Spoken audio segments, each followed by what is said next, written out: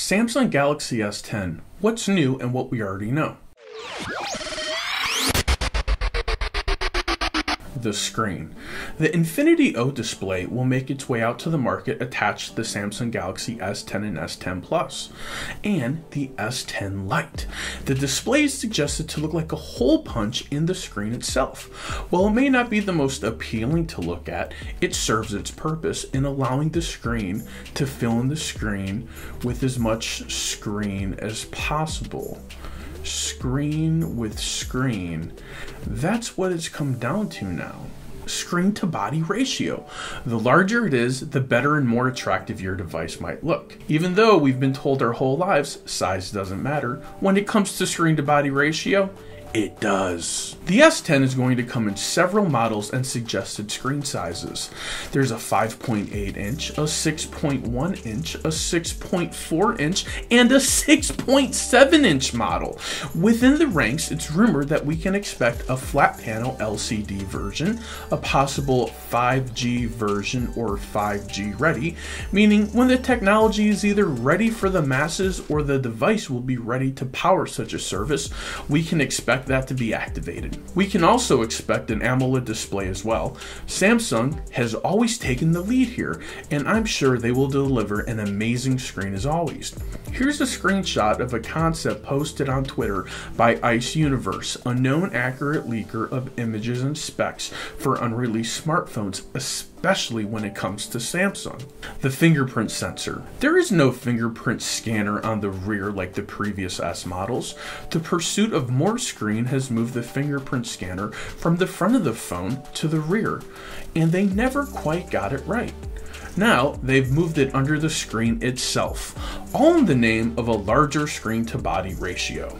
Is this the wave of the future, or is this just another 2 to 3 year trend, just like the wide notches found on the top of most flagships in 2017 and 2018? We are anticipating an ultrasonic in-the-screen fingerprint sensor, which is Qualcomm's third generation of ultrasonic fingerprint sensors.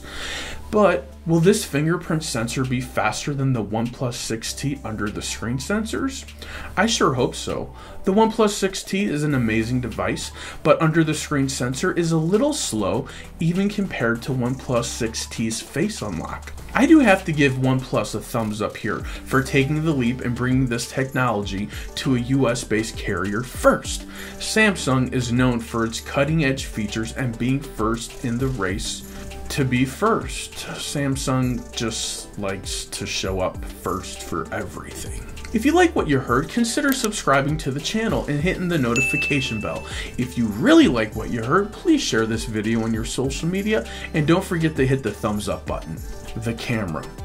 Now this is where the rumors and reports start to conflict with each other. Some sources say there will be 4 cameras, others claim the S10 will only feature 3. My vote is of course for 3 camera lenses. The main lens, the wide angle, and the telescopic lens for enhanced zooming. Personally, I couldn't ask for anything more. So far, the renders from Ice Universe and the leaks from Evan Leaks are not consistent with each other.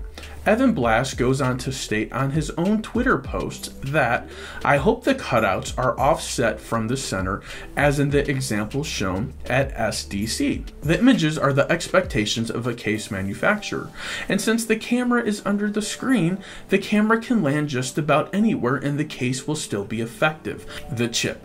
The Snapdragon 855 is to make its way to the North American models, and the Exynos and the Exynos 9820 is for everyone else. I've never compared the two, so I have absolutely no point of reference as to which chip performs better. I would suggest that Sammy is not going to pick a combo that would outperform the other. So no matter which one you get, I'm sure you will enjoy your experience. Storage. With images and movie files getting larger and larger, it only makes sense that the storage on our devices increase as well. We can expect to see options starting at 128 gigs of storage all the way up to 512 or even a terabyte. You heard me, a terabyte. When can I buy? When do we get it? Rumors speculate that the S10 will either be announced at World Mobile Congress or before at its own event. The announcement date will either be February 24th or 25th of 2019, and the release suggested to be sometime in March. All in all, the Galaxy S10 is rumored to feature a lower-end budget model, a light version if you will, and some higher-end models as well. Which means we can expect one of these models to cost at least $999 or even more depending on the screen size and storage capacity. Make no mistake, even the light version is going to be a killer device. This is Samsung's response or answer to Apple's iPhone XR. The Samsung Galaxy S line is known for being a top-tiered high-end smartphone, and we have high expectations, so the light version is a welcome addition to the lineup. I hope you found this information useful. If you are on the cusp of buying a new smartphone and you are even considering the S10, you only have to wait a couple more months for the final product to be released. So if you can hang in there, I suggest doing so before you make your final purchase. Buying a smartphone is not just a big decision, it's a huge commitment. Thanks for watching. My name is Aaron with For the Love of Tech. Namaste.